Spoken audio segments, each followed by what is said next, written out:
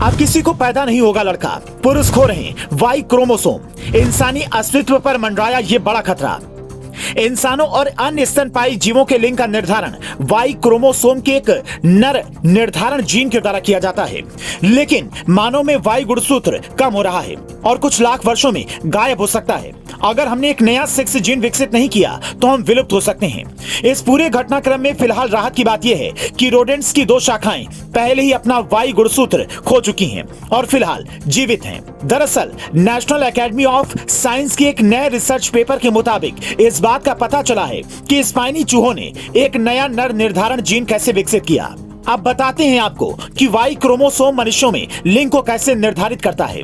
दरअसल मनुष्यों में और अन्य स्तनधारियों की तरह मादा में 2 एक्स क्रोमोसोम होते हैं और नर में 1 एक्स और एक छोटा सा क्रोमोसोम होता है जिसे वाई कहा जाता है। नामों का उनके आकार से कोई लेना देना नहीं है। एक्स में लगभग 900 जीन होते हैं जो सेक्स से संबंधित सभी प्रकार के काम करते हैं, लेकिन वाई में कुछ जीन और बहुत सारे गैर कोडिंग डीएनए होते हैं। दरअसल दोहराए जाने वाले डीएनए जो कुछ भी नहीं करते हैं, लेकिन वाई क्रोमोसोम कुछ खास करता है क्योंकि इसमें एक महत्वपूर्ण जीन होता है जो भ्रूण में नर विकास शुरू करता है। गर्भाधान के लगभग 12 सप्ताह बाद ये मास्टर जीन उन दूसरे जीन की तरफ जाता है जो वृषण के विकास को नियंत्रित करते हैं। भ्रूण वृषण पुरुष हार्मोन बनाता है जो ये सुनिश्चित करता है कि बच्चा एक लड़के के रूप में विकसित हो।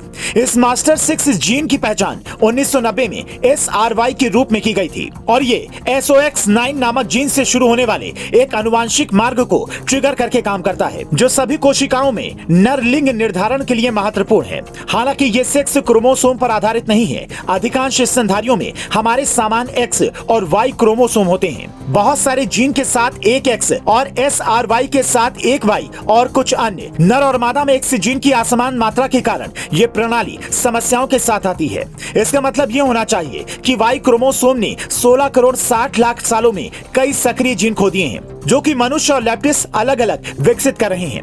इस हिसाब से यहाँ हर 10 लाख सालों में करीब 5 जीनों का नुकसान है। अगर ये नुकसान इसी तरह चलता रहा तो अंतिम 55 जीन भी अगले 1 करोड़ 10 लाख सालों में गायब हो जाएंगे। हालांकि अच्छी खबर यह है कि हम 2 कृंतक वंशों के बारे में जानते हैं जो पहले ही अपना वाई क्रोमोसोम खो चुके हैं और अभी तक जीवित हैं।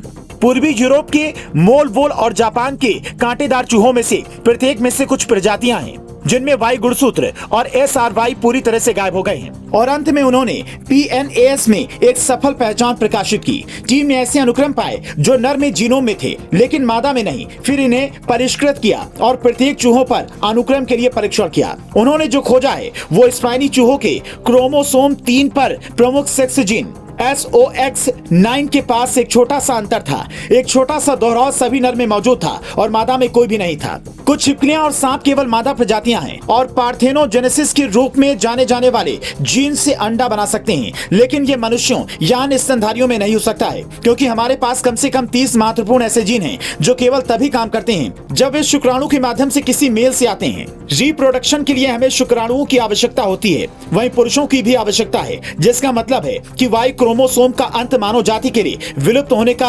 अग्रदूत हो सकता है। नई खोज एक वैकल्पिक संभावना का समर्थन करती है कि मनुष्य एक नया लिंग निर्धारण जीन विकसित कर सकता है। अगर ऐसा नहीं हुआ तो यह संभव है कि 1 करोड़ 10 लाख साल के बाद पृथ्वी पर कोई मनुष्य ना मिले।